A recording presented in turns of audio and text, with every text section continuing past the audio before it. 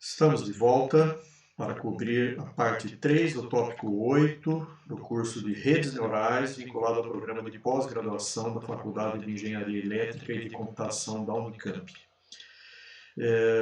Esse tópico vai abordar o bloco LSTM, do inglês Long Short Term Memory, memória de prazo curto e longo, né? Trata-se de uma rede neural recorrente e, para tanto, nós vamos fazer alguns resgates de conceitos, né? Falando de novo do Backpropagation Through Time, que é a técnica utilizada para treinar uma rede neural com realimentação. E aí vamos motivar esse bloco e depois apresentar uma sequência de sessões aqui que permitem uma melhor compreensão da sua operação, ok? Por último, vamos falar um pouquinho de implementação. Então, vamos lá. Para compreender devidamente redes neurais recorrentes, é necessário dominar conceitos fundamentais associados a sistemas dinâmicos, conforme abordado no tópico 5 do curso, mais especificamente sua parte 1. Portanto, aqueles que estão assistindo esse vídeo e ainda não tiveram a oportunidade de assistir ao vídeo da parte 1, tópico 5, né? Por favor, interrompam o vídeo agora e assistam essa parte 1, vão lá na página do curso, cujo link está aqui embaixo, tá? E assistam porque é um pré-requisito para compreender melhor a cobertura desse tópico, tá? De qualquer forma, essa introdução e esse resgate de conceitos, pelo menos, vai alertar aqueles ouvintes, né, para os principais conceitos envolvidos. Vamos lá. O conceito mais básico aqui é o de estado do sistema, né, que computacionalmente é implementado na forma de uma memória interna. Tá? Então, todo sistema dinâmico permite a caracterização de um vetor de estados, né, que vai caracterizar o status do sistema em cada instante de tempo. Tá? Então, ele pode ser representado na forma de um vetor de variáveis que dependem do tempo, capazes de caracterizar completamente a configuração atual do sistema, nesse instante de tempo agora. Tá? Mais do que isso, com o conhecimento do estado do sistema no instante presente, de sua dinâmica e das entradas que atuam sobre o sistema do instante presente em diante, o que vai ocorrer com o sistema dinâmico daqui para frente, né, não depende do que ocorreu com o sistema no passado, pois tudo está consolidado nas variáveis de estado do sistema. Logo, as variáveis de estado, por definição, integram tudo o que aconteceu com o sistema no passado. Essa informação é muito relevante e é o fundamento das principais aplicações de redes neurais. A gente pode perguntar, só para dar um exemplo aqui, né? Como que um tradutor sabe qual é a palavra que ele deve fornecer a seguir na saída, né, para produzir uma frase traduzida a partir de uma frase de entrada. Né? Como que ele sabe? Ora, ele tem que, a partir desse tal de vetor de estados interno ao tradutor, né, ele que condensa tudo que aconteceu até agora, né, ele deve ter plena noção do contexto, das ações já tomadas e do que fazer a seguir. Né?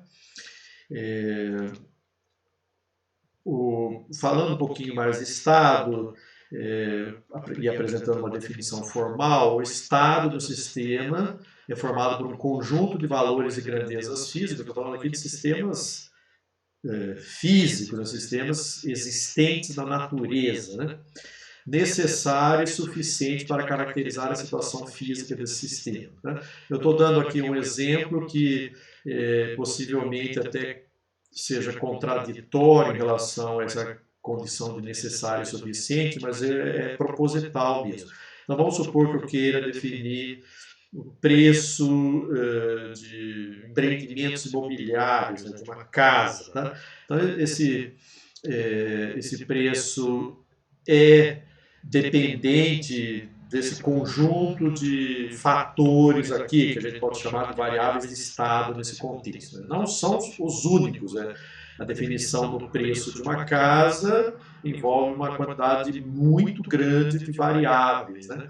Mas para poder estudar esse tipo de sistema, eu devo ser capaz, pelo menos, de isolar um conjunto das variáveis mais relevantes, aquelas que dominam, que têm uma influência dominante, né, sobre o preço. Okay?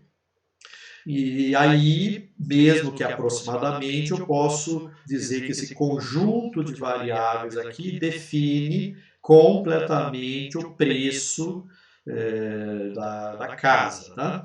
É nesse sentido que a gente está definindo o conceito de Estado, né? Uma forma de caracterizar completamente a situação física de um sistema, certo? E se não é possível fazer essa caracterização completa, porque eu estou lidando com sistemas muito complicados, né, eu tenho que pelo menos isolar um conjunto relevante ou dominante de variáveis, né, para poder estudar o sistema de uma forma muito bem aproximada. Okay? Bom, o estado do sistema dinâmico vai corresponder, então, a um ponto, um vetor de variáveis, né, que pode matematicamente ser representado por um ponto no espaço de estados, né, no espaço de variáveis de estados. Eu tenho 8 variáveis que caracterizam bem o sistema, então o R8 é o espaço de estados, supondo que cada uma dessas variáveis pertence ao eixo dos reais. Tá? Então, cada coordenada do espaço de estados é associada a uma variável de estado. Bom, a dinâmica do sistema é a lei de variação do estado, é aquela que dita para onde o estado vai a partir de uma situação atual. Tá? Ela pode ser contínua ou discreta, a dinâmica contínua indica a direção de variação e a discreta indica o próximo estado mesmo. Né? Nós já apresentamos essa tabelinha aqui, que é muito rara de ser vista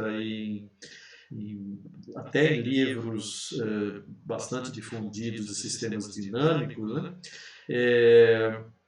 Mas ela caracteriza bem que tanto o estado como a dinâmica podem ter uma natureza contínua ou discreta. Né?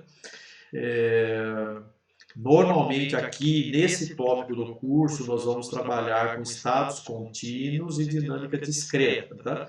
E, portanto, as nossas redes neurais recorrentes, particularmente o bloco, o LSTM, ele vai implementar um sistema de equações a diferenças. Okay?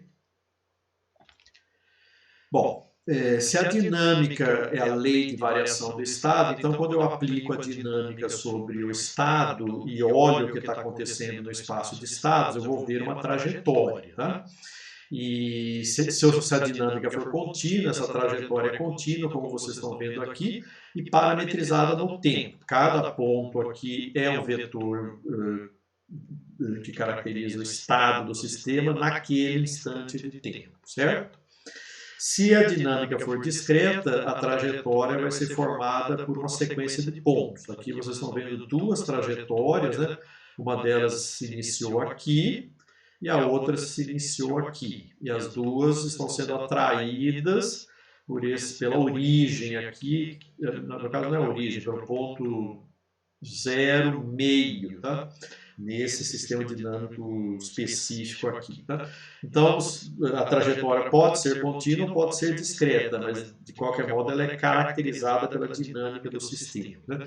Então, o que nós vamos tentar obter aqui a partir de dados disponíveis, né, de sequências, por exemplo, que eu quero reproduzir ao longo do tempo, né, eu quero sintetizar uma dinâmica não linear, né, que conduza o sistema dinâmico a reproduzir uma certa sequência ou a prever uma próxima palavra, tudo que envolve sequência, por exemplo, em processamento de linguagem natural e em muitas outras áreas de aplicação, né? Embora o processamento de linguagem natural seja o exemplo mais marcante aqui, tanto nos tradutores de uma língua A para uma língua B, né?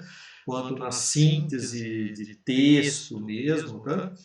E, então, eu tenho que ter bem claro isso. Eu vou em busca de trajetórias específicas no espaço de estados, guiado por dinâmicas que eu não sei propor a priori, mas treinando uma rede neural recorrente, ela vai capturar essa dinâmica e conduzir o estado do sistema pela trajetória desejada. Okay? Então, a dinâmica ela pode ser estacionária, aqui nós vamos trabalhar com dinâmicas estacionárias, né? Ou seja, a lei de variação do estado não varia, embora o estado varie. Tá? Mas ela poderia ser não estacionária também, e daí eu teria um sistema dinâmico variante no tempo. Não é o caso aqui, a não ser enquanto eu estou treinando a minha rede neural recorrente. Aí a dinâmica está variando conforme eu vou mexendo nas conexões sinápticas da rede neural. Tá? Mas encerrado o treinamento, eu tenho uma dinâmica estacionária. Okay?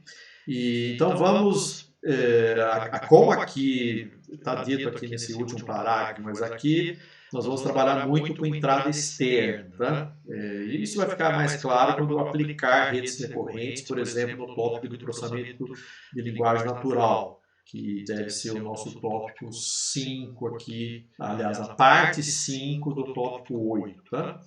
Nós estamos na parte 3, e depois nós vamos cobrir autoencoders, né, na parte 4, e aí vamos entrar em processamento de linguagem natural. Lá vai ficar mais claro o que seria essa entrada externa. Tá? Por hora, a gente tem que entender que a entrada externa é um estímulo a mais para influir na dinâmica do sistema. Né? E, por exemplo, injetando energia ou retirando energia do sistema.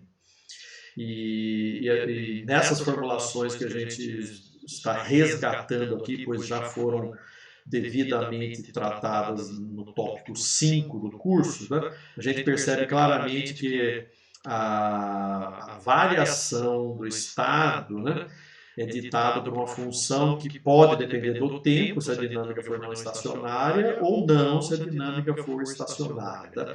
Mas certamente vai depender do estado atual do sistema e da entrada externa. Então, a variação do estado, supondo uma dinâmica contínua, depende do estado e da entrada externa, tá? Assim como a saída do sistema, por exemplo. Mesma coisa para a dinâmica discreta, tá? Aqui não seria o próximo estado, né, depende do estado atual e da entrada externa, ok? Então, isso é bem relevante aqui.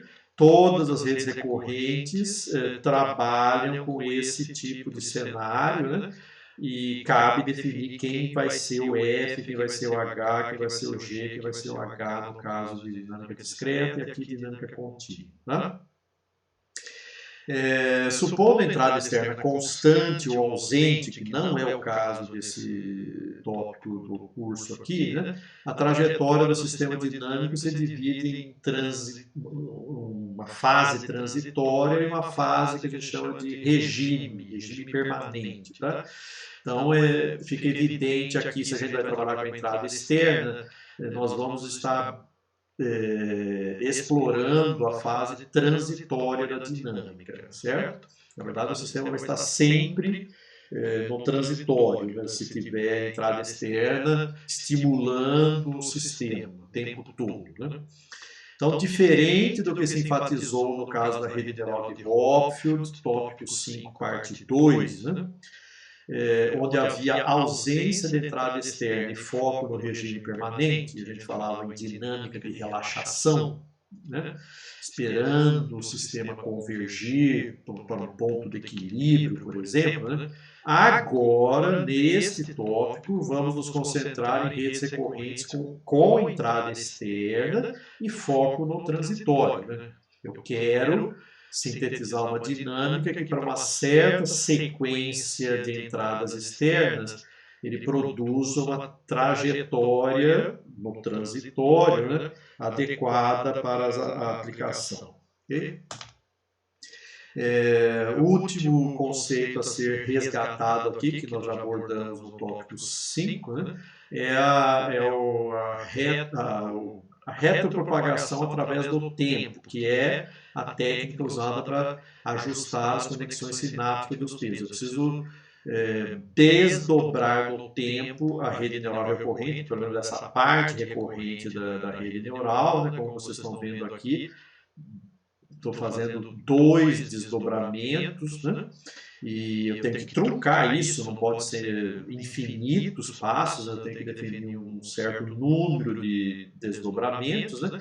E a rede neural agora opera como se fosse uma rede neural não recorrente e com muitas camadas intermediárias. Portanto, essa rede neural que não é profunda, ao ser desdobrada no tempo, ela vira uma rede neural profunda com pesos compartilhados. Os pesos sinápticos aqui são idênticos daqui e daqui. Após o treinamento, aplicando o backpropagation agora, né, para reduzir o erro aqui, aí eles deixam de ser coincidentes. E aí o conjunto de pesos aqui vai ser a média dos pesos dessas 3 redes que foram treinadas como se fossem camadas diferentes de uma rede profunda não recorrente, ok? Então isso a gente já tratou lá no tópico 5, mas precisamos resgatar aqui, né? Porque é a forma mais eficiente para eu treinar uma rede neural profunda. Eu sei da disponibilidade de técnicas computacionais bastante competentes para treinar uma rede neural profunda e podendo converter uma rede recorrente numa rede neural profunda não recorrente, né, eu posso explorar esse enorme potencial dessas técnicas aí, né? E assim é feito. Então, geralmente, uma etapa de backpropagation time é aplicada a cada mini-batch, né? No tópico 5 eu disse que é a cada padrão, que seria um mini-batch de tamanho 1, tudo bem, né? Mas aqui, em Deep Learning, a gente pode tratar múltiplos padrões conjuntamente para treinar essa rede desdobrada no tempo, né? Então, 1 é um valor possível e aceitável, mas também dá para trabalhar com mini batches de tamanho 32, 64, 128, tá? Mas 32 normalmente é um valor adequado, com bom custo-benefício, tá? Então, como eu disse, os pesos associados ao mapeamento F são atualizados como a média dos pesos após a etapa de retropropagação do erro, tá? Tomando as camadas ali que foram copiadas, né, clonadas da única F que eu tinha. Tá? Então, F1, F2 e F3 são clones do F. Após o ajuste por backpropagation, tá? Eles não são mais coincidentes e eu tiro a média dos pesos aqui para atualizar o F. Okay? E aí eu entro num novo ciclo de desdobramento no tempo, talvez um novo mini-batch de amostras. Okay? Bom, termino aqui então esse resgate de conceitos do tópico 5 e agora nós vamos entrar diretamente para tratar do bloco LSTM, que foi muito brevemente apresentado lá no tópico 5. Tá?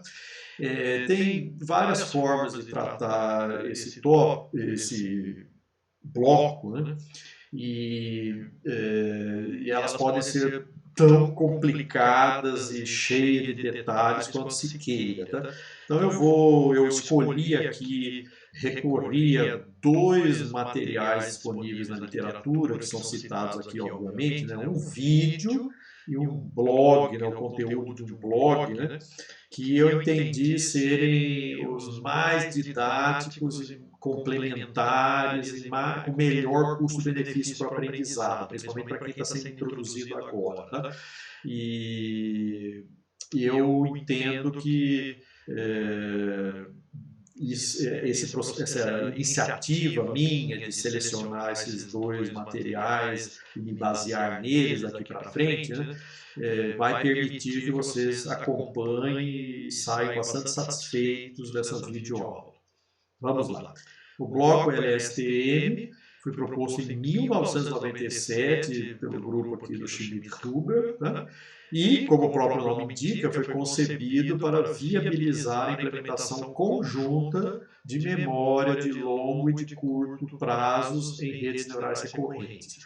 Essas memórias estão associadas aos estados internos, tá? E mais do que isso, né? A gente acabou de falar que o estado é um vetor, tá? Na forma como foi estruturado esse bloco aqui, eu posso preservar por longo prazo um elemento do vetor de estados e os outros não, se assim a aplicação solicitar. Tá? Então, isso é muito impressionante, né? Essa possibilidade de eu olhar para cada variável de estado e usar uma memória de curto prazo para algumas, de médio prazo para outras e de longo prazo para outras. Né? Então, como que se conseguiu isso? Né? Como está estruturado esse bloco? Isso a gente vai falar mais na sessão 3. Agora a gente vai falar como ele funciona e por que essas memórias de curto e longo prazo são fundamentais em aplicações como, por exemplo, o processamento de linguagem natural. Tá? Para mais detalhes, assim, e naquela linha que eu falei, né, de um tratamento mais complicado, mais denso e mais de difícil captura de conceitos, né, de difícil digestão, né, eu sugiro esse survey aqui de 2017. Normalmente esses surveys, né, esses papers que fazem um review geral da área, né, tendem a ser leves, tá? Mas não é bem o caso desse daqui, ok? Então, atenção para... Eu convido vocês a encararem esse survey, né, por ser bem recente, por ser escrito pelos autores, assim, pioneiros da área, né, Schmidt-Huber é o autor desse trabalho aqui, né? Mas já alerto que vai ser uma jornada um pouco cheia de obstáculos aí, tá? Bom, vamos lá. Então essa sessão está baseada no vídeo aqui de Brandon Rohrer, tá? É um cientista de dados sênior do Facebook e eu recomendo que vocês assistam esse vídeo aqui. Ele tem uma duração, acredito, na ordem de 25, 26 minutos, né? E eu tomei alguns flashes assim, do vídeo e trouxe para cá. Então, eu vou usar alguns slides aqui, uma sequência de slides para tentar trabalhar com o roteiro, a sequência de argumentos do Brandon, tá? Que eu entendo ser bastante didático e bastante convincente. Okay? Então, a primeira coisa que ele menciona é a necessidade de se trabalhar com vetor de variáveis. Né? Para nós aqui é óbvio já, nós sabemos que o estado é um vetor de variáveis. Okay? E aqui, inclusive, ele ilustra com o caso do vetor que a gente chama de one hot. Tá? Só tem um elemento em 1 e os demais elementos em 0. Tá? Enfim, a rede neural recorrente que vai ser trabalhada aqui vai ser bem simples e bem enxuta, tá? Mas ela já requer que nós trabalhemos com um vetor e que pode assumir valor, ele não necessariamente é one hot, tá? Mas aqui está sendo exemplificado, por exemplo, esse tipo de conceito aqui, né? É terça-feira, tá? É codificada dessa forma, por exemplo, e é uma forma bastante familiar para um computador trabalhar. Okay? No nosso caso, esse vetor aqui vai ser um vetor de estados e vai ser um valor contínuo, possivelmente restrito a algum intervalo, mas é um valor contínuo, ok? No intervalo. Então vamos lá, uma rede recorrente, então, particularmente com recorrência externa, ela vai ter essa forma aqui, e aqui tem um detalhe interessante nesse cenário. Tá? Nem toda rede recorrente tem essa funcionalidade que eu vou apresentar aqui, mas ela é necessária, por exemplo, que a gente vai ter aqui de processamento de linguagem natural, né, de síntese de frases, né? Então, nós temos aqui um cenário onde chega um fluxo de informações, uma a cada instante, né? E ela é codificada num vetor, por exemplo, um vetor one-hot ou algo do jeito. Tá? E aí, a rede neural mapeia a predição anterior que ela fez, mais essa nova informação na próxima predição. Tá? E aí essa predição é realimentada e chegando uma nova informação com a predição que acabou de ser realimentada, né? Há uma próxima predição e o sistema opera assim, dessa forma. Tá? A questão é qual é o mapeamento que deve existir aqui para que a sequência de predições atenda às demandas da aplicação. Okay? Então vamos tratar um problema que envolve uma sequência de predições, um problema bem didático, ilustrativo e que já motiva o bloco LSTM. Tá?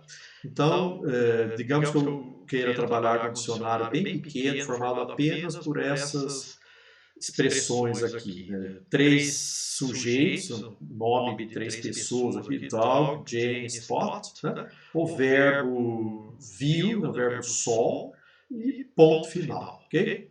Então o dicionário é formado apenas por esses 5 símbolos aqui e eu vou querer treinar uma rede neural com essa configuração aqui para que ele gere frases completas como essas aqui.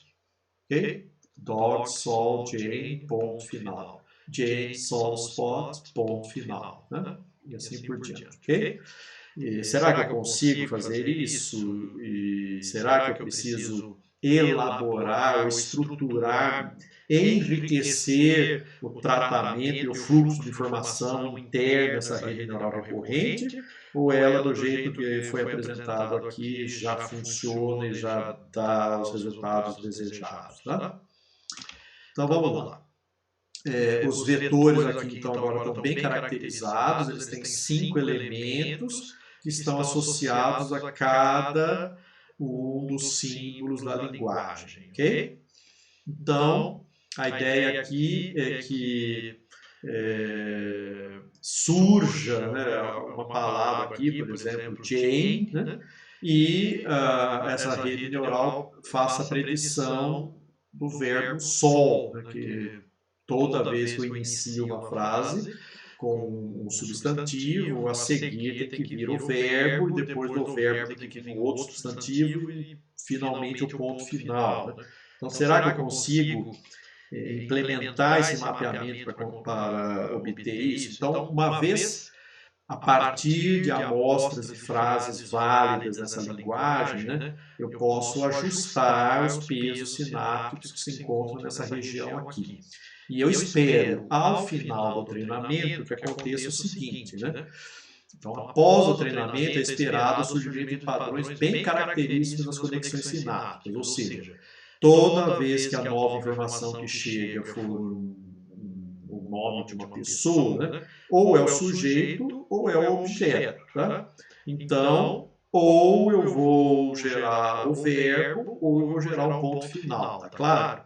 Então, não sou eu que vou definir isso, mas ao final do treinamento é esperado que a rede neural opere dessa forma. Chegando uma nova informação como sendo o nome de uma pessoa e sabendo que as frases válidas são desse tipo, né? Então, ou o nome é seguido pelo verbo, ou o nome é seguido pelo ponto final. Né? É isso que está sendo dito aqui. Só isso, professor? Só esse padrão que é esperado que surja? Não. Tá? Tem esse aqui também. Né? É esperado que, se eu faço a predição de qualquer um dos três nomes ao mesmo tempo, tá? Também essa predição deve influenciar a nova predição, né, a ser o verbo ou o ponto final, ok? Então, também esse padrão deve aparecer. Da mesma forma que, se a nova informação que chega for o verbo ou o ponto final, ele deve ser seguido por um nome. Tá? Então, esses pesos sinápticos devem estar bastante associados a esses eventos aqui na entrada, ok? E o mesmo acontecendo com essa parte da predição aqui, não preciso mostrar esse último padrão esperado, né? Muito bem. Então, a minha rede neural, uma vez treinada, agora ela está resumida aqui, né? Eu componho aqui na entrada dela dois vetores, né, com 5 elementos cada um. Então, esse sinal que chega aqui tem 10 posições, né? Eu tenho uma rede neural que vai fazer uma predição em cima dos 5 símbolos da linguagem. Tá? Eu coloquei aqui uma função sigmoidal, então a predição vai variar entre -1 e +1, indicando que, se estiver próximo de +1, que é muito provável, vamos dizer assim, né, que eu receba como próxima palavra aquele símbolo, né? E se estiver próximo de -1, é certo que não vai ser aquele símbolo. Tá? A pergunta é, essa rede neural bem treinada aqui, com dados disponíveis e frases válidas na linguagem, né? Ela resolve o problema? Eu já consigo atender, só produzir frases válidas, por exemplo, né? Então está aqui o comportamento da tangente hiperbólica, que todos nós já conhecemos, ok?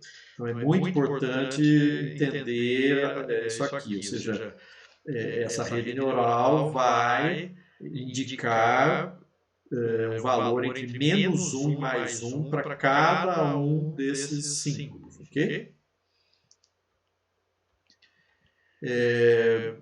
Infelizmente, respondendo à pergunta que eu fiz, né, essa rede neural, mesmo por melhor que você a treine, né, ela vai acabar permitindo a síntese de frases como essas daqui, né? Que é uma frase como essa, por exemplo, que não tem fim, essa frase que não tem verbo, só tem nome e ponto, né? O sujeito e objeto sendo o mesmo, em certas circunstâncias, pode ser válido uma frase dessa, né? Eu posso estar olhando no espelho e me vendo, tá? Mas nesse exemplo específico, essa não é uma frase válida, né? Deveria aparecer aqui um nome diferente, um dos outros dois que sobraram, né? Então, infelizmente, do jeito que essa rede neural está estruturada, ela não consegue evitar esses equívocos aqui, tá? E aí a gente vai ter que conceber uma estrutura mais sofisticada para essa rede neural, de modo que ela consiga evitar justamente essas falhas aqui. Vamos lá. A primeira estrutura que surge tem paciência aí, que não é a única, tá? Tem mais duas outras estruturas, tem espaço aqui para ela, né, que vão surgir, mas a mais relevante de todas é essa daqui, que cria uma outra realimentação. Veja, agora a minha rede tem duas realimentações, né? Uma realimentação externa e uma realimentação interna. É importante entender isso, tá?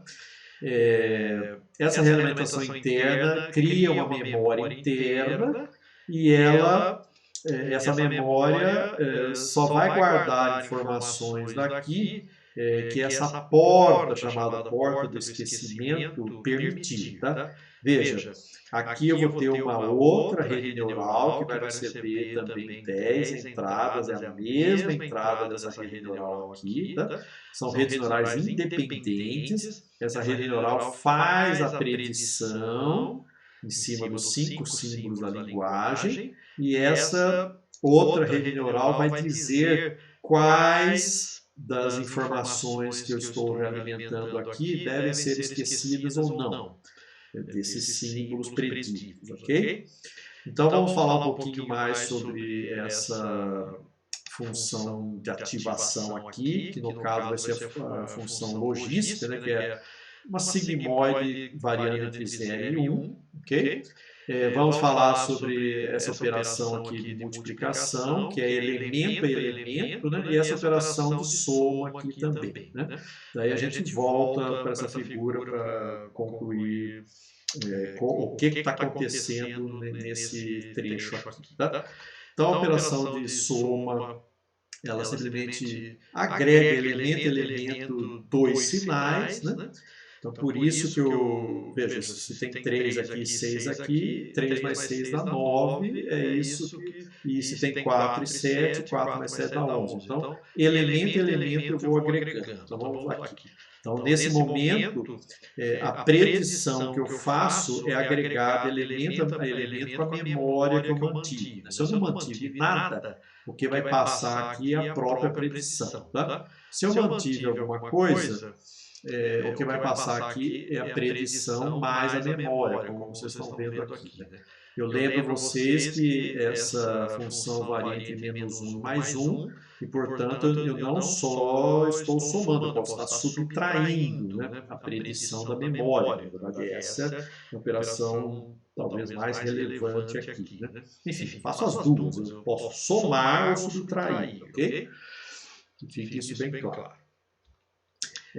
A operação de multiplicação também é elemento a elemento, e aqui tem um aspecto interessante. Veja que ali é uma porta, né? Então, suponha que a informação que chega é idêntica, né? 08, 08, 08, tá? Vamos por aqui 3 situações da porta. Que porta, professor? Essa daqui, tá? Então, veja, está chegando uma informação aqui, vamos supor que sejam 3 elementos, 08, 08, 08. Tá? O que acontece? Aqui o valor varia entre 0 e 1. Então, o que acontece se o valor é 1? Tá? Eu multiplico por 0,8 e a saída preserva totalmente, sem nenhum esquecimento, tá? A informação que chegou ali. Tá? Então, essa é a forma como eu devo memorizar alguma informação. É manter a saída da porta ali de esquecimento em 1. Tá? Mantendo ela em 1 o tempo inteiro que a rede opera, né? Eu nunca vou esquecer o sinal que foi predito ali na primeira posição. Tá? Por outro lado, né, se o zero, a saída da porta for 0, né, o sinal que chega ali é totalmente esquecido. E tem qualquer outra situação intermediária, ilustrada aqui pelo meio, o sinal é parcialmente esquecido. Tá? Então, deu para entender agora? Então, aqui a gente já viu que isso aqui faz uma agregação entre a memória e a predição, e essa porta tem um nome bem sugestivo e, de fato, ela permite ou não que eu esqueça a informação que eu estou retornando aqui, dependendo do cenário. Que cenário, professor? Ora, dependendo do que a rede previu e do que vem aqui como nova informação. Tá? Então, com base nesse cenário aqui, né, no que a rede está monitorando na entrada dela, né, e se ela aprendeu adequadamente, ela vai saber que para esse cenário específico ela deve esquecer tudo, ou não esquecer nada, ou esquecer parcialmente alguma coisa, ok? Então veja o quão elaborada é essa estrutura adicional que entrou. Você já deve estar percebendo que com essa estrutura aqui eu vou conseguir trabalhar melhor com contexto, algo que estava um pouco complicado de trabalhar com a arquitetura anterior. Tá? Bom, como eu disse, a função é uma função squash, uma função sigmoidal. Né? Então, quando tem esse traço aqui, ela varia entre 0 e 1. Se ela for completa, ela varia entre menos 1 e mais 1. Então, há uma diferença, voltando de novo, há uma diferença entre essa função de ativação, que leva os elementos ao intervalo menos 1 mais 1, e essa daqui, que é uma porta. Aqui sim eu tenho uma porta que deixam não passar a informação. Então, o intervalo aqui da porta é restrito a 0 e 1. Tá? Vamos em frente, então. Agora, o que nós vamos ver? Nós vamos ver... nós vamos inserir mais uma porta, né? São mais duas que estão faltando, né? E daí nós vamos ver essa rede em operação, ok? Então, é o mesmo princípio aqui, só que essa porta não trabalha com nenhuma realimentação, né, que seria uma outra memória, ela simplesmente das possibilidades de valor a ser predito que possa aparecer aqui, tá? Ela vai selecionar um subconjunto. Qual que é o objetivo principal dessa porta, que também é chamada de porta de saída? Tá? O objetivo dela é o seguinte: uma coisa é o estado interno da rede neural, outra coisa é a predição que vai sair. Tá? Então, a predição pode ser entendida como um filtro aplicado ao estado interno, né? que é algo que eu vou guardar aqui. Tá? E o que eu devo filtrar e não deixar sair aqui na predição, ou o que eu devo deixar passar, é essa rede neural aqui, cujos pesos são totalmente independentes, né, que tem que dizer. Tá? E essa rede aqui pode ser, eu não cheguei a mencionar isso, pode ser uma MLP, pode ser uma rede uma camada convolucional, né? É um mapeamento de entrada e saída a partir de camadas fully connected ou convolucionais, ok? E não recorrentes aqui, internamente. O importante é que são mapeamentos independentes com pesos sinápticos independentes também, tá? Então vamos lá. Enquanto essa porta aqui permite eu esquecer informações do estado interno, né? Essa daqui filtra, seleciona informações do estado interno para compor a saída que vai ser realimentada. Tá? Professor, você não falou dessa sigmoide que aparece aqui, dessa tangente hiperbólica aqui. Pois não. Por que é interessante essa tangente hiperbólica? Na verdade, ela é fundamental. Tá? Ela apareceu aqui porque, veja, você está somando dois vetores, né? Pode ter valor negativo aqui, que eu já falei que, na verdade, eu posso estar fazendo uma operação de subtração, tudo bem, mas, de qualquer modo, essa soma aqui pode, como há uma recorrência, uma recursividade, né, eu posso acabar perdendo controle sobre o valor dessa variável aqui, ou seja, ela pode explodir tanto para valores positivos como para valores negativos. Né? Ao aplicar essa squashing function aqui, essa sigmoide, né, que satura o sinal, né, eu estou controlando, né, comandando completamente o intervalo de valores da saída. a saída está sempre restrita ao intervalo -1 mais 1. Tá? Isso aqui ajuda demais naquele problema de gradiente explosivo e gradiente que se anula. Tá? Então é esse operador aqui de squashing, tá? Que cria esse cenário. Obviamente, deve ter sido implementado sem ele, e se percebeu esse fenômeno no gradiente explosivo, por exemplo, né? E se inseriu aqui no ponto adequado, né? Que é logo após uma agregação de dois sinais, né? Então, se cada um desses sinais estava controlado, né, em sua amplitude, né, mas ao somar eu já perdi um pouco o controle. E dada a natureza recursiva aqui do fluxo, né, mesmo que seja uma perda de controle não muito intensa, né, mas recursivamente isso pode levar a um comportamento explosivo. Tá? E agora vamos ver a última porta aqui, que seria chamada porta ignoring, né, que é uma porta de entrada que filtra as possibilidades. Então, da mesma forma como do que chega no estado interno, eu posso não querer que tudo saia e seja realimentado, tá? Também de todas as possibilidades de próxima palavra da linguagem, né? Eu posso não querer que todas elas cheguem na memória. Tá? Então, se eu não puser essa porta aqui, todas as possibilidades vão acabar chegando aqui. Né? Com essa porta, eu posso filtrar um subconjunto de todas as possibilidades. Né? Então, está completo o bloco Long Short Term Memory. Ele é composto por 3 portas lógicas, vamos chamar assim, tá? E um mapeamento que gera as possibilidades. Né? Ele tem 2 recorrências, uma recorrência externa e uma recorrência interna. A recorrência externa permite que eu compare a informação que chega com aquela que eu previ. Né?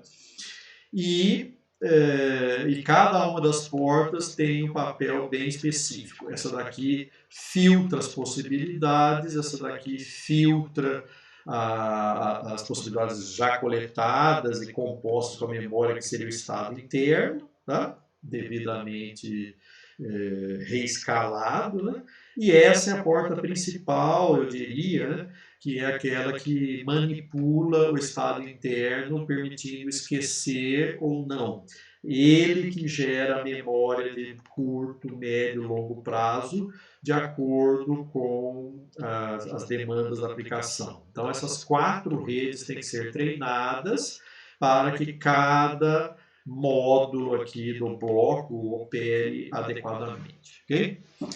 Então, muito didático, pelo menos essa é a minha impressão, por isso que eu selecionei assim esse material, né? E não é fácil encontrar uma descrição tão explícita assim, de todos esses módulos e sem nenhuma equação matemática ainda. Tá? E para coroar ainda mais essa natureza bem didática do material, né? Agora nós vamos ver essa rede em operação, supondo mais uma vez que esses blocos estão devidamente treinados, né? Como eu tenho um cenário de aplicação bem simples, né? Eu vou ignorar essa porta de entrada aqui, né? Que é esse filtro, eu não vou trabalhar com ela, eu só vou trabalhar com essas 2. Vamos lá. Eu estou certo que vocês vão conseguir me acompanhar. Então vamos supor que eu estou recebendo na entrada uma sequência, eu acabei de completar uma frase e a nova informação que chega é o nome dog. Tá?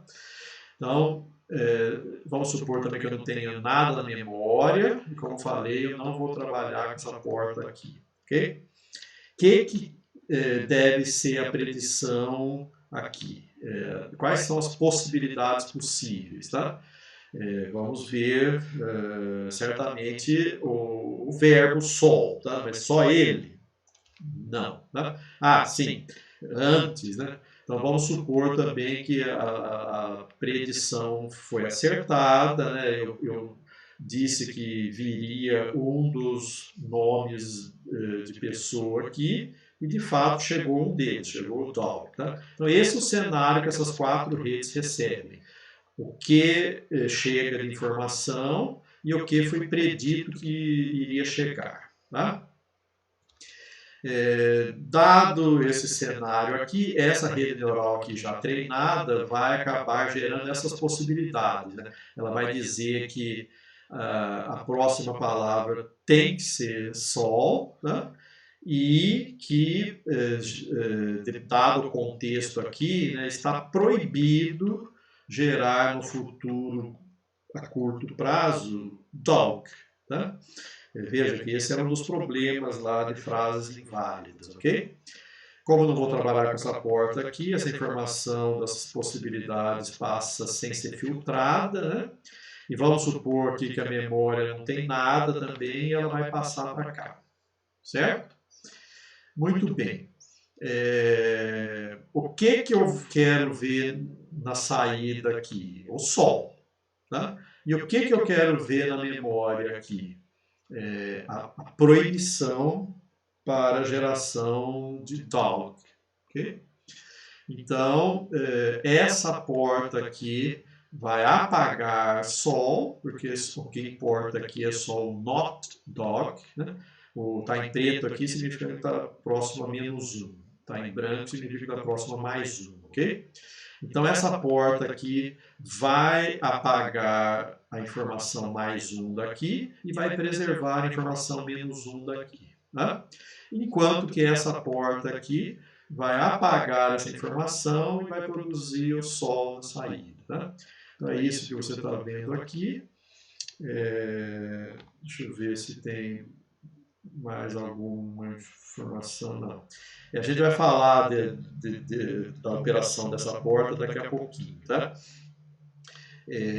No próximo instante, mas ela já está preparada para, ao receber esse estado interno, né, conseguir fazer esse esquecimento seletivo, ok?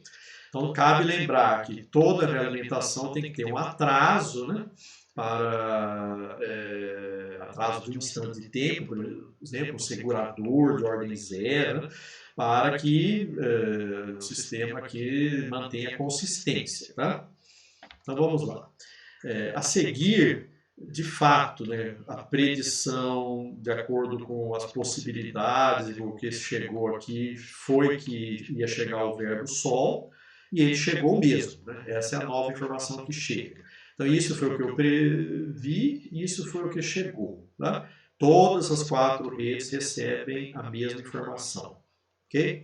E aí, aí sim, né, eu sei que o estado interno era composto por isso daqui, e o que importa para mim é preservar o not dog. Tá? E é isso que é feito aqui.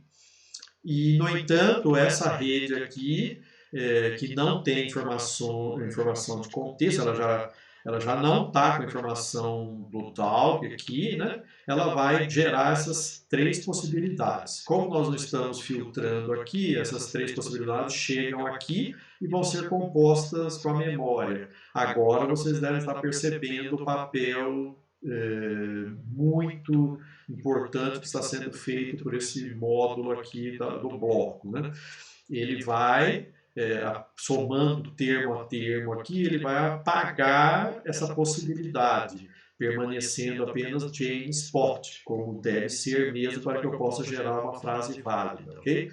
Então, o que vai chegar aqui no próximo estado interno do bloco, né, é apenas Jane Spot. Ok? E aqui eu não preciso filtrar nenhum dos dois, porque os dois são possíveis, né? Vão acabar gerando frases válidas e os dois vão lá para fora, ok?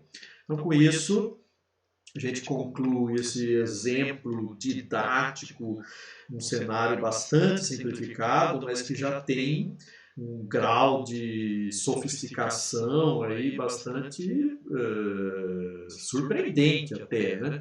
E tanto que se não for explicado passo a passo, fica um pouco difícil ainda assim, né, entender como opera o princípio operacional do bloco Long Short Term Memory, ok? Mas eu acredito que vocês acompanharam bem e se houve se está mantida alguma dúvida, então voltem o vídeo, né, rebobinem a fita aí, né, e assistam novamente, que eu acredito que eu não cometi nenhuma atrapalhada aqui no meio da explicação, certo? E vimos aqui uma aplicação em padrões sequenciais, né, de síntese de frases válidas numa linguagem, né? Então, de fato, as aplicações desses blocos recorrentes aqui, né, a palavra-chave aqui é dependência sequencial de símbolos, né? Isso a gente vê em texto, em fala, em áudio, em vídeo, né? Em processos físicos, por exemplo, séries temporais. Eu posso aplicar esse tipo de bloco aqui na predição de séries temporais. Enfim, em qualquer coisa que envolve tempo. Quase tudo, tá? Que envolve tempo, ok? E nós vamos ver muitos autores que abordam esse bloco LSTM, né? Começa na introdução trabalhando com mapeamentos que partem de vetores e produzem sequências, ou partem de sequências e produzem vetores, né? Ou partem de sequências e produzem sequências. Então eu vou falar um pouco mais sobre esses diferentes tipos de mapeamentos aí, né? Quando for falar de processamento de linguagem natural, ok? Mas de fato, né? Quando eu estou traduzindo uma frase, então eu recebo uma sequência na entrada e tenho que produzir uma outra sequência na saída. E nem sequer elas são do mesmo tamanho, né? Mas quando eu estou, por exemplo, gerando um label, né, um rótulo para uma imagem, né? Então eu vou receber um vetor dos pixels da imagem, por exemplo, na entrada e vou produzir uma sequência na saída. Enfim, eu vou falar mais sobre isso na parte 5, né? Estamos na parte 3, né? Quando formos abordar processamento de linguagem natural, ok? Então agora fechamos essa motivação, né, de vocês acabaram de ver o que cada uma dessas portas faz, né? E agora nós vamos olhar a partir do material de uma outra autoria, né? Um pouco mais de formalismo, mas sem entrar ainda em detalhes da implementação, de como treinar esses blocos aqui, tá? Antes de começar aqui, deixa eu só alertar vocês, essa figura ela é muito importante, ela ilustra algo que causa muita confusão aí entre aqueles que estão sendo introduzidos aos conceitos de redes recorrentes. Tá? Então você está vendo aqui uma única camada recorrente que se fosse um bloco long short term memory, é um único bloco, tá? Mas ele é igual, né, a um monte de blocos em sequência. Você pode pôr 20 aqui, né, que seria esse desdobramento no tempo. Então, o backpropagation through time está ilustrado aqui, tá? Ou seja, todos esses blocos A são idênticos, é um único, né, que está desdobrado no espaço, ou no tempo. Né? Aqui vocês estão vendo no espaço também. Né? Então, quando a gente, normalmente, embora você possa aplicar mais de um bloco LSTM, tá? Mas particularmente nesse curso aqui, em muitas aplicações práticas, desde que não haja tanta complexidade, exigência de tanta sofisticação no mapeamento, né, você de fato vai trabalhar com um único bloco LSTM, né? E quando você vê cenários como o dessa figura aqui, tem que entender que você não está usando vários blocos, é um único, desdobrado no tempo, para mostrar a operação, o princípio da operação dele, certo? Bom, então essa seção 3 está em grande parte, né, fundamentada, sustentada pelo material desse blog aqui, do Christopher Olah, né?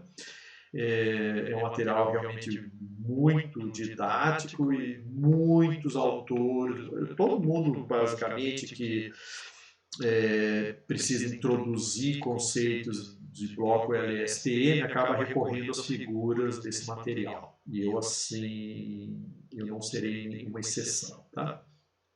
Bom, redes neurais recorrentes apresentam realimentação de informação, o que significa que uma certa informação pode ou não persistir ao longo do tempo. Então, isso que é legal, tá?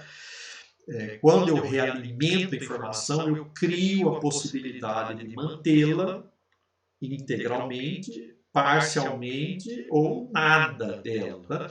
E perceba aqui, né, essa manutenção pode ser independente, né, pode ser decidida independentemente para cada variável de estado do sistema dinâmico. Tá? Então, para o caso específico de um bloco de neurônios que apresenta realimentação externa, é possível representar esse bloco como uma sequência de múltiplas cópias de si mesmo, cada cópia fornecendo uma entrada ao bloco sucessor na sequência. Tá? Então, é o que eu acabei de explicar agora. Né? Então, isso aqui é o é o que viabiliza o backpropagation through time. Okay? Então, fica evidente, portanto, que redes neurais recorrentes estão intimamente vinculadas a aplicações que envolvem contexto e informação sequencial, porque eu preciso da informação anterior para atualizar a próxima. Né? Então, vamos voltar, deixa eu ver. Aqui já vai permitir isso lá na frente. Vamos lá, olha lá. A rede, nesse momento, né, ela vai produzir o próximo estado como função da entrada externa e do estado anterior. Tá? E aqui, esse próximo estado, também tomando a próxima entrada externa, vai me levar ao novo vetor de estados, assim por diante. Então, eu estou explicitando aquela dependência do estado em relação ao estado anterior e à entrada externa. Ok? Vamos lá. Até a proposição, bom, fica evidente, portanto, que aqui eu já li, né, de fato, há um elenco consistente e expressivo de aplicações bem-sucedidas de redes neurais recorrentes em tudo que envolve sequência temporal, tá? Reconhecimento de fala, síntese de fala, modelagem de linguagem, né? Reprodução de caligrafia, que eu já comentei aqui, né? Você pode treinar uma rede neural para escrever com a sua caligrafia, isso envolve sequência, né? Tradução de textos e rotulação de imagens, né? Exemplos também já mencionados. No entanto, né, essas aplicações são muito relevantes e, de fato, bem-sucedidas. Né? Mas até a proposição dos blocos LSTM em 1997, né, o ajuste de parâmetros de redes recorrentes convencionais se mostrava bem mais desafiador. Né? Seja por ser uma rede não muito estruturada, seja por ela não conseguir lidar facilmente com memórias de curto, médio e longo prazo simultaneamente, né? E seja também pelo problema dos gradientes que se anulam e explodem. Né? Então, o que eu estou enfatizando aqui é que eu não tinha, antes desse bloco LSTM, essa capacidade de implementar simultaneamente memórias de curto, médio e longo prazo. E para cada variável de estado, hein? Uma memória independente para cada um. Né? O que normalmente ou tende a ser necessária em várias aplicações práticas, inclusive nessa que a gente acabou de ilustrar agora, nesse exemplo bem simples, né? Então, sem esse bloco, eu tinha uma dificuldade muito grande de conseguir viabilizar essas memórias aqui, tá? Então, portanto, os blocos LSTM são responsáveis por grande parte do sucesso recente das redes neurais recorrentes. Por isso que a gente está reservando uma parte específica para tratar deles, né? Bom, redes formadas por um ou mais blocos LSTM podem aprender dependências e prazos arbitrários, particularmente de longo prazo, sem muito esforço. De fato, né, como eu falei, para nunca esquecer alguma coisa, basta a porta de esquecimento sempre produzir saída 1 para aquela informação, né? Só isso. Então, o mapeamento tem que perceber isso e, independente do contexto da entrada, ele tem que preservar aquilo se a aplicação assim demandar. Bom, falando ainda da rede neural convencional, né, aqui a gente está ilustrando ela também desdobrada no tempo, né? Então, ela apresenta um bloco na forma ilustrada na figura 6, já desdobrado no tempo, e tal que o módulo em amarelo realiza um mapeamento multidimensional. Então, isso aqui é toda, tipo, é uma MLP que está aqui produzindo um mapeamento não linear arbitrário, tá? Então, veja de novo, a rede neural com recorrência externa, de fato, ela vai produzir o seu novo estado a partir do estado atual e da entrada atual. Tá? Dado o novo estado e recebendo a próxima entrada, eu tenho a atualização do estado e assim por diante. Tá? Então, esse tipo de rede é bastante inflexível, pois só é capaz de preservar informações de curto prazo. Né? Ah, professor, mas o senhor disse que o Estado condensa tudo o que aconteceu com aquele sistema dinâmico até o instante atual, sendo que eu não preciso de nada do que aconteceu no passado para definir o que vai acontecer no futuro. Tá? Ok, vamos, isso, não sei se vocês entendem isso, né? Isso é uma definição que está associado com quando eu olho para a dinâmica do sistema, tá? Mas perceba que se eu não carregar nesse vetor de estados, caso seja assim necessário, né? Coisas que aconteceram no passado distante, né? Ele não tem como trabalhar com essa informação. Então, o mapeamento interno tem que saber o que preservar e o que não preservar. Né? E do jeito que essa estrutura está montada, né? Ou ele faz uma preservação de curto prazo para todo mundo, ou de longo prazo para todo mundo. Tá? Mas para fazer de longo prazo, eu teria que ter vários atrasos e vários buffers aqui dentro também. Enfim. Então, de fato, sem aquelas 3 portas, eu só faço aquela etapa de definição de possibilidades ali, sem filtrar. Enfim, tá? O meu estado é diretamente essa predição. Então, realmente a seção 2 aqui que a gente acabou de abordar deixa bem evidente o quão inflexível é esse modelo. Tá? Então, para memórias de longo prazo, sua implementação ficava vinculada à existência de um número equivalente de buffers de memória, né, em sequência. Tá? E aqui eu não estou falando de desdobramento no tempo, né? Eu tenho que ter tantas preservações de informação quanto for o passado que eu preciso. Né? Logo, a duração da memória fica vinculada à arquitetura, que é uma coisa inaceitável, porque eu não tenho como saber a priori, né, qual é o prazo da memória que vai resolver o meu problema. Né? Já o bloco LSTM possui uma estrutura mais sofisticada e composto por 4 mapeamentos multidimensionais não lineares e 3 deles sendo portas, né? E com prazo específico, e a porta que trabalha com a memória, né, ela tem um prazo específico para cada dimensão do vetor de sinais, do vetor de estados, em um único bloco LSTM. Né?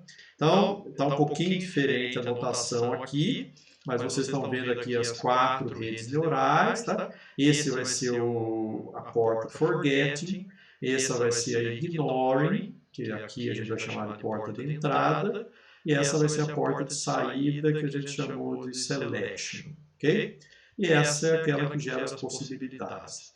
Então, agora dá para fazer um mapeamento 1 para 1 com a figura que a gente viu lá do outro autor, na seção 2. Ok? Bom, de acordo com a notação apresentada, o fluxo de sinais é vetorial e as operações são realizadas elemento a elemento do vetor de sinais.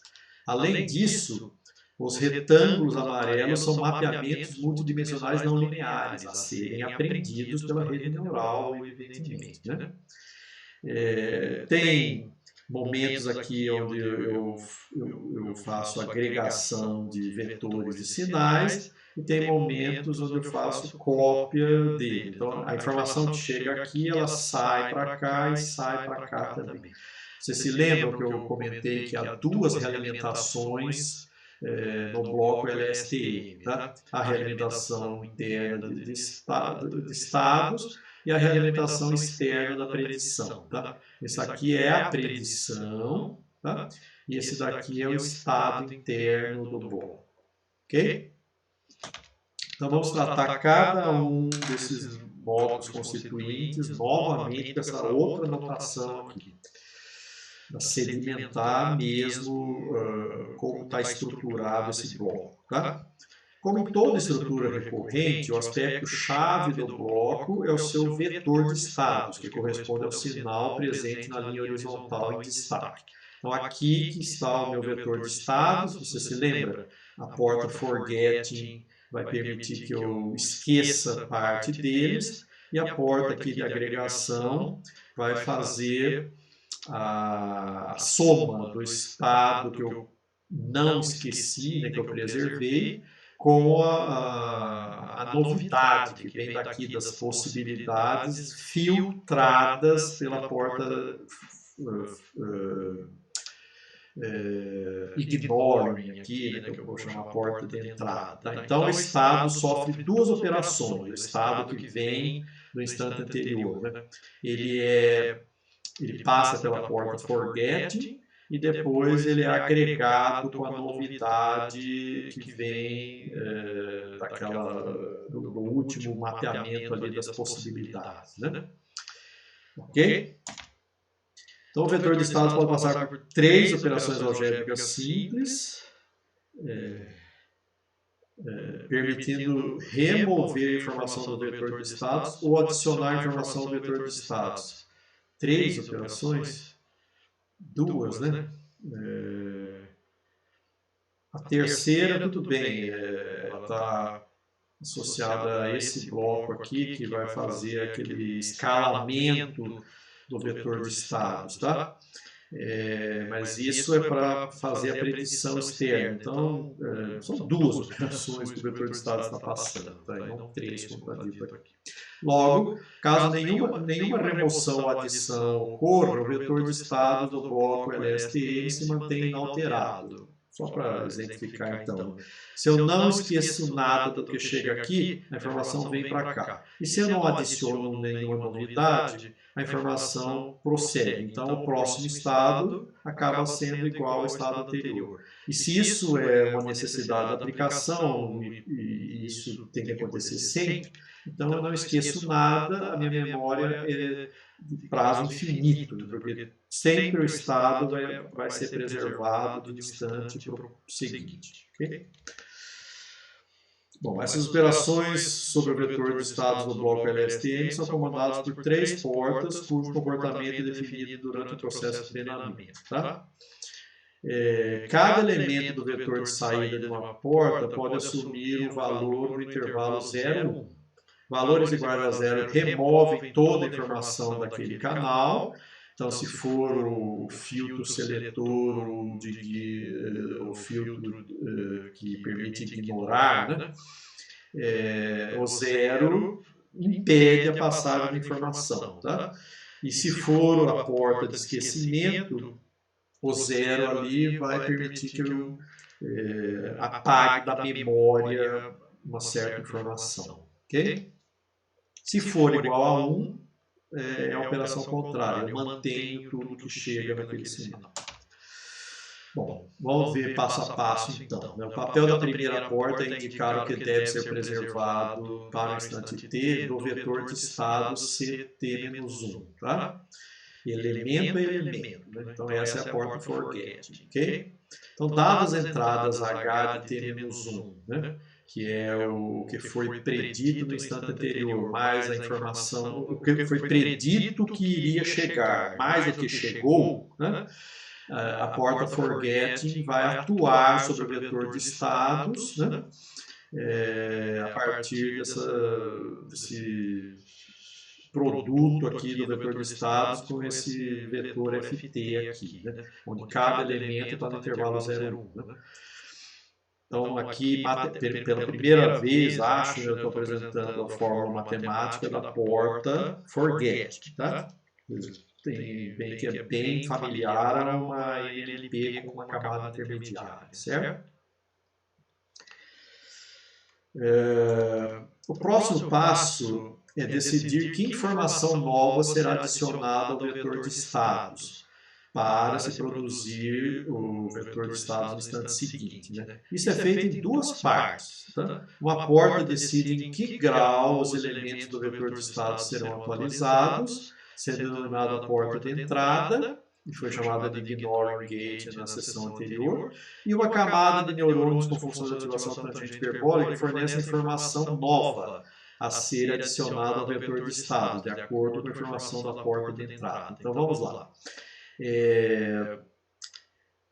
Então, dada a predição do que iria chegar, mais do que de fato chegou, tá? Eu posso gerar um vetor aqui de possibilidades do que vai chegar a seguir. Tá? E eu posso filtrar esse vetor e compor essa informação filtrada com o estado que já veio por aqui. Tá? É isso que está sendo apresentado aqui. Então, o novo vetor, na verdade, aqui, essa é a composição. No caso aqui, primeiro eu gero as possibilidades de novidade, filtro, tá?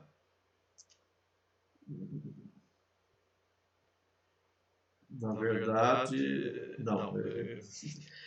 Isso aqui é a saída do filtro, né? E essa daqui é o vetor de possibilidades. Aqui eu me confundi um pouquinho. Tá? E com essa saída do filtro, né? Veja só, eu componho, né, o valor passado na memória filtrada pela porta forgetting com a inovação de possibilidades de próxima saída, tá? Filtrada pela porta ignoring. Okay? Uma composição aditiva, portanto. Então, isso a gente já tinha visto, só estamos olhando aqui com um formalismo matemático maior. Tá? Ficou um pouquinho mais complicado, tanto que eu mesmo me atrapalhei agora, né? Mas é necessário e depois de ter visto de um modo mais leve, né? Agora chegou a hora da gente aprofundar um pouco mais. Né? Então, a saída do bloco LSTM não vai ser diretamente o seu novo vetor de estados. Né? Tem até blocos variados em relação a esse, em que a saída é o bloco vetor de estado, inclusive o GRU, que a gente vai falar. Né? Mas aqui não é. Então, primeiro, o vetor de estados é mapeado e é escalado para o intervalo -1 mais 1, porque eu passei pela operação de agregação, né? E em seguida a porta de saída, que a gente chamou de selection gate, né? Na sessão anterior, vai indicar com que grau, né, no intervalo 0,1, cada elemento de CT será liberado. Então é isso aqui. Né?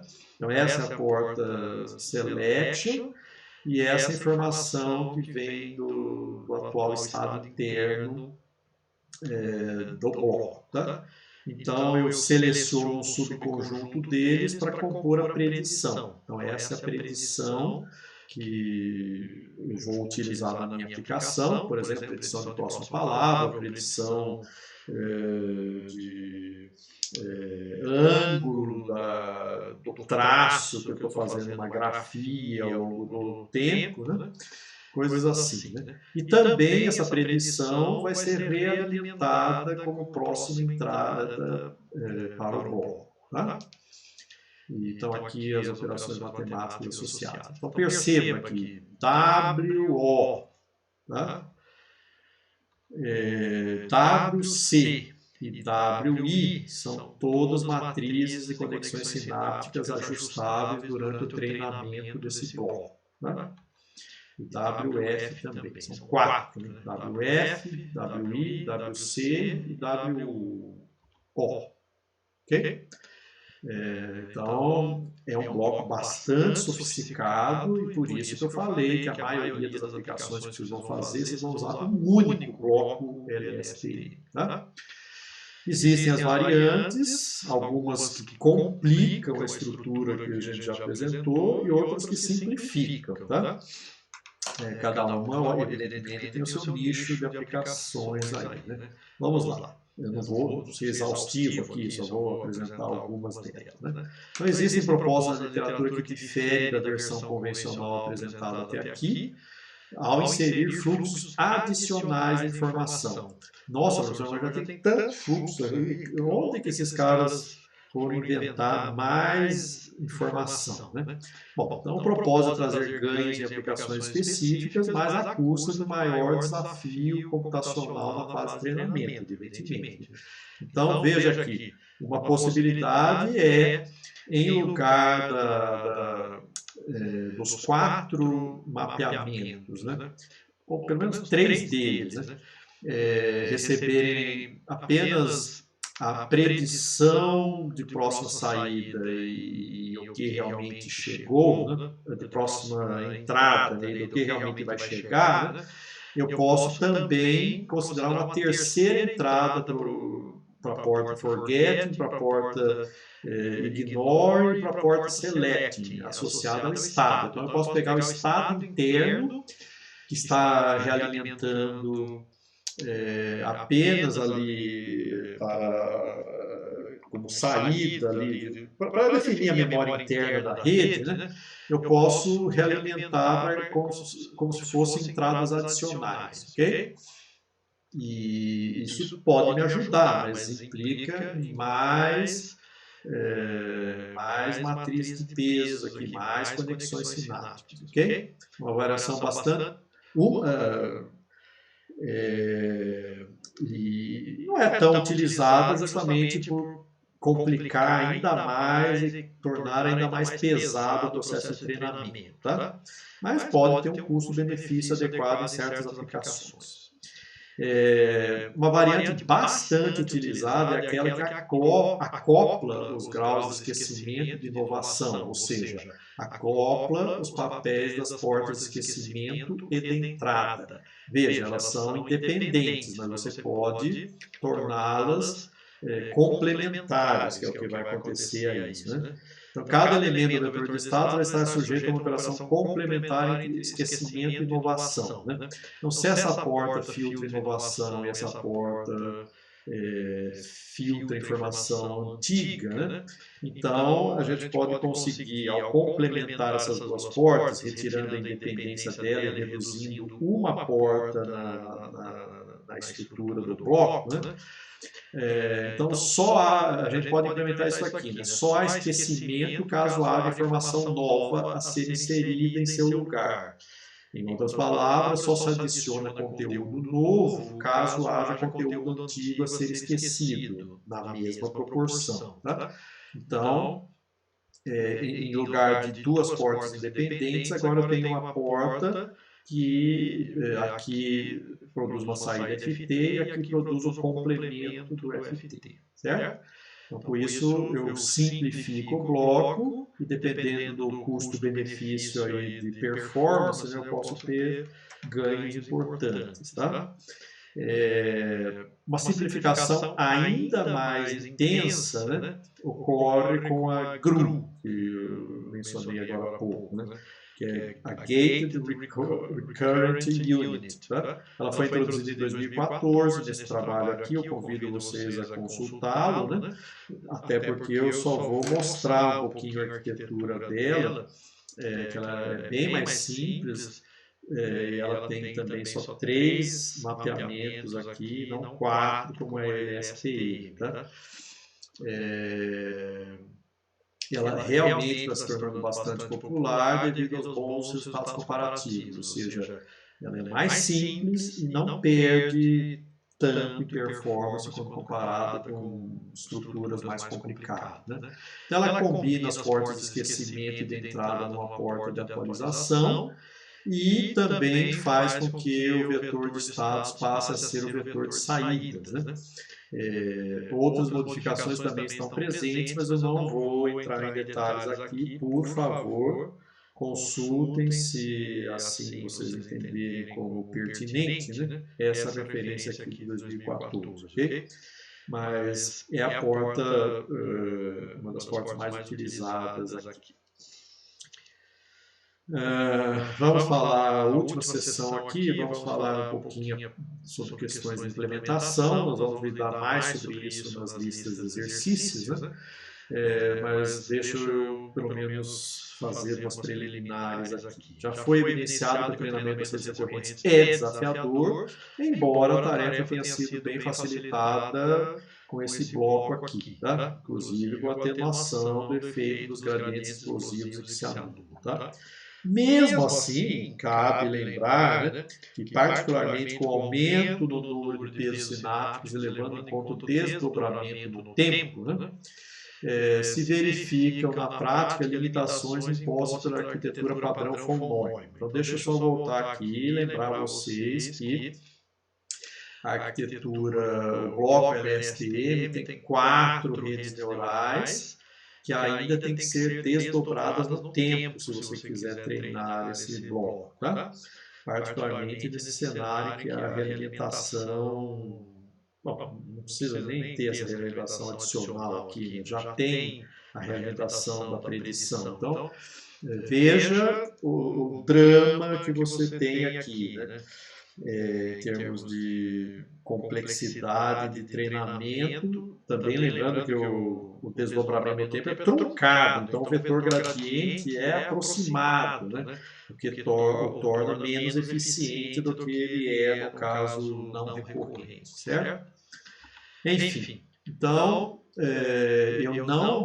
eu tive a minha tarefa de treinamento facilitada com a proposta do bloco LSTM, mas ainda tenho desafios, né? Particularmente em aplicações mais recentes, onde as dimensões vão aumentando muito. Então, iniciativas têm sido apresentadas na literatura para contornar essas limitações aí, tá? Que a gente colocou, particularmente de recursos computacionais, né? Então, estou destacando aqui esse paper de 2019, onde ele particularmente trabalha com algumas implementações que facilitam a cópia lá dos pesos sinápticos no desdobramento do tempo que é necessário ser feito, tá? E mostram alguns ganhos importantes e ganhos de escala, principalmente. Né? Então, antes desse paper, eu estava restrito a uma certa dimensão de rede LSTM, bloco LSTM, e após esse paper eu pude expandir um pouco mais. Tá? E para efeito desde de arquiteturas mais básicas até mais avançadas, né, talvez o livro-texto mais indicado aqui é desse autor aqui, Bromley, tá? chamado Long Short Term Memory Networks with Python, tá? Ele trabalha com a API Keras, né? E realmente facilitou bastante a vida de quem precisa trabalhar com redes recorrentes, inclusive com a parte de pré-processamento dos dados, né?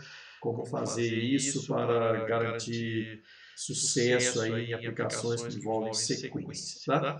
Então, fica o convite para explorarem aqui esse material e vamos trabalhar, vocês vão pelo menos treinar uma proposta de bloco LSTM, né? Pode ser o GRU ou o LSTM clássico, a gente vai definir no enunciado lá da atividade, né?